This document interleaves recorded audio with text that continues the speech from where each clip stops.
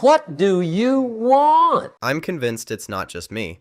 Every single person on this planet has a want, but it makes you wonder, why do some people seem to get everything they've ever wished for, while everyone else spends their whole lives chasing dreams that never quite cross the finish line? What if I told you that getting whatever you want isn't some miracle? It's actually a biological process already hardwired into your brain. Believe it or not, how to get whatever I want is just a biological protocol of the human mind. At the core of this whole process is your prefrontal cortex, PFC. Think of the PFC as your command center. It's what defines your goals, maps out the plan, calculates your moves, and keeps you on the right track. It's responsible for executive control, which is basically your ability to keep your eyes on the long-term prize while shutting out immediate distractions. But here's the catch. The efficiency of this executive engine depends entirely on the resolution of your goals. The clearer the picture, the better it runs. Vague aspirations just aren't strong enough to kick your PFC into gear. On the flip side, specific and challenging goals provide a clear-cut benchmark for tracking your progress and figuring out which strategies are actually working. Basically, if your goal isn't crystal clear, your brain doesn't know where to put the energy. Breaking down your goals is what actually triggers those dopamine hits. It's like that feeling you get when you check an item off a mental to-do list. When you slice your big vision into short-term, bite-sized wins, your brain gets hit with way more reward signals. This constant feedback builds your self-belief and keeps your momentum high so you don't burn out or lose steam on the way to getting what you want. The human brain processes roughly 11 million bits of information per second, but only about 40 to 120 of those bits are handled consciously.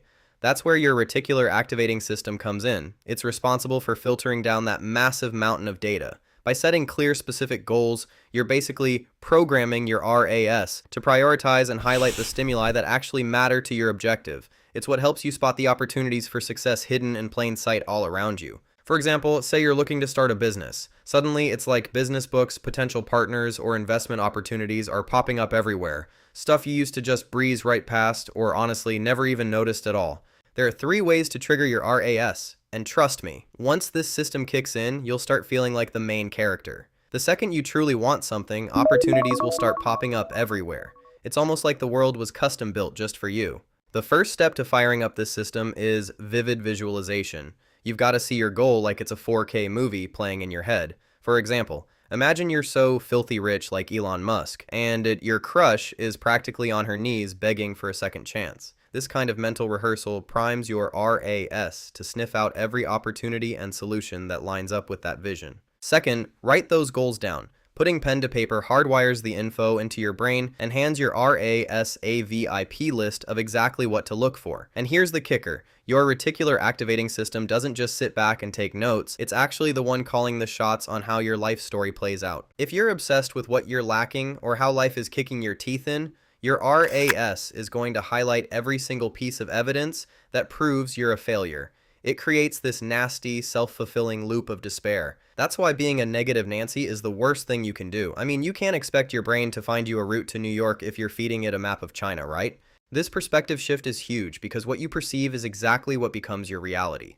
Your brain funnels all its energy and focus into whatever priorities you've programmed, basically turning your RAS into a GPS for success. At the end of the day, habits are the real deal for actually hitting your goals. As you repeat a behavior, the neural activity shifts over to the sensorimotor striatum, the putamen, which is where your habits get hardwired into your long-term memory. Kicking a bad habit is basically rewiring your brain. You're starving those old connections and beefing up the new ones through repetition. So start with micro habits, just small daily wins that keep the momentum going. I'm telling you, 100%! Sticking to small daily habits is way more effective than those random high-intensity bursts. Those tiny wins provide the constant stimulation your brain needs for protein synthesis and actual physical rewiring. I mean, you can't expect to walk around with an 8-pack if your gym membership card is literally growing mold, right? The final hurdle to getting what you want is honestly just your own head. The biggest culprit, loss aversion. Your brain is wired to feel the sting of a loss twice as hard as the joy of a win. This fear of losing out makes you play it way too safe, which stops people and businesses from taking those calculated risks you actually need to hit the big time. So to get whatever you want, you have to use specific de-biasing strategies to keep your decisions objective.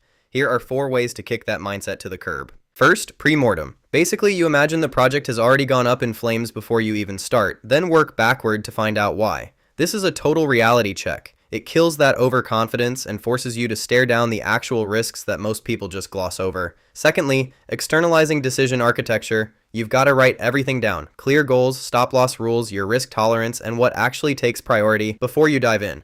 Why? Because when the pressure is on or things get shaky, your brain goes into emotional mode. Having a concrete blueprint keeps you from making a panic move and helps you stay objective when it counts the most. Thirdly, nudging. Shift your focus to the chance of winning instead of the risk of losing. It's all about how you frame it. Fourthly, self-reflection. Look back at your past moves and get real with yourself. Ask things like, was I let my emotions call the shots there? This helps you spot those blind spots. You know, the biases you didn't even realize were there. So you can make way better calls next time a similar situation pops up. So here's the bottom line on how to get whatever I want. By setting surgical, high-resolution goals, keeping that dopamine reward loop firing, tuning your RAS filter, and literally rewiring your brain through repetition, LTP, you are configuring your biological hardware for success. When you pair this internal setup with smart social tactics and a systematic teardown of your own mental biases, you move from cross-your-fingers hope to straight-up strategic agency. You're no longer just reacting to life. You're engineering your environment and your own behavior to nail those high-value outcomes every single time. Look, this isn't just trust me, bro. Research shows this disciplined approach carries nearly a 90% success rate. It turns whatever you want from a pipe dream into a statistical probability. What do you want me to dive into in the next episode? Drop a comment below, and don't forget to like and subscribe if you found this video useful. See ya in the next one.